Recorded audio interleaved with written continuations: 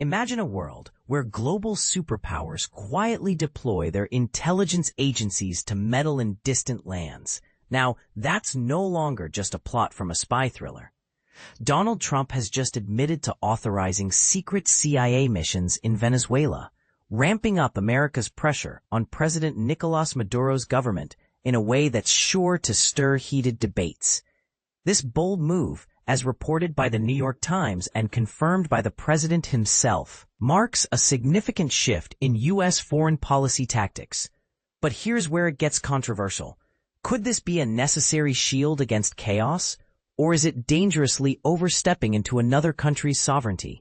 Let's dive into the details and unpack what this means for everyone involved. On a recent Wednesday, Trump openly acknowledged the covert operations, drawing from classified directives that were first leaked by the New York Times, which cited unnamed U.S. officials with insider knowledge. For beginners trying to grasp this, covert operations typically mean secret activities carried out by agencies like the CIA. Think intelligence gathering, sabotage, or even influencing local events without public acknowledgement. These aren't your standard diplomatic talks. They're the shadowy side of international relations, designed to achieve goals discreetly. In this case, Trump's approval signals a major escalation in efforts to challenge Maduro's regime, which has been accused of widespread corruption, human rights abuses, and economic mismanagement in Venezuela. So why did Trump give the green light? He outlined two primary motivations behind his decision. First off, he pointed to Venezuela as a source of concern due to the release of numerous prisoners into the United States. Trump specifically mentioned individuals escaping from mental health facilities, many of whom, he claimed, cross into the U.S. through what he called an open border policy. He didn't specify which border, whether it's the southern U.S. border or another crossing point, but the implication is clear. This influx of potentially dangerous individuals poses a security threat. To put this in perspective for those new to geopolitics, countries often worry about refugee flows and criminal elements crossing borders unchecked, which can strain resources and raise safety alarms. It's like worrying about a leaky faucet that could flood your entire kitchen.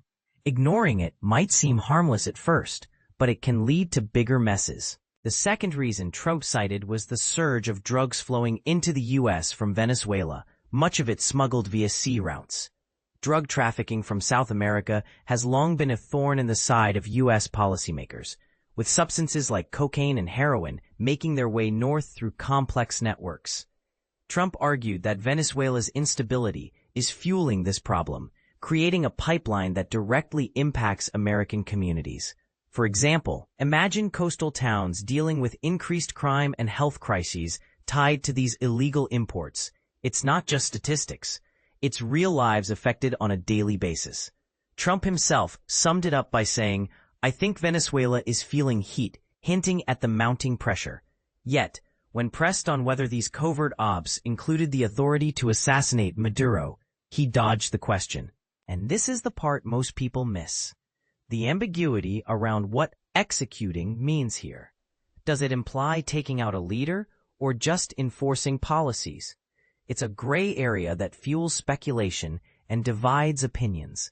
Some see it as targeted justice against a dictator, while others view it as an invitation to international lawlessness. Now, here's a controversial twist to ponder. Is authorizing such operations a pragmatic response to Venezuela's crises, or does it set a perilous precedent for other nations to interfere in U.S. affairs?